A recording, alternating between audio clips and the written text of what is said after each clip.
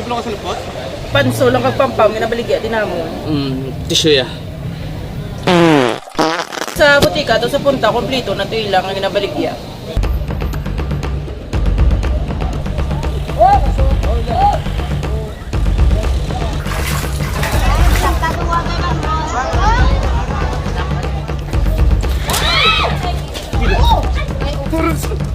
Makagawa na sa puligay ko, mama! Puligay ko!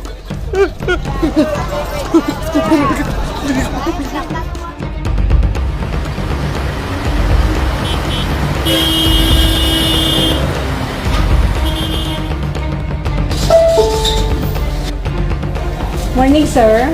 Ma'am, may bulong ka sa lupot? Kay Ara.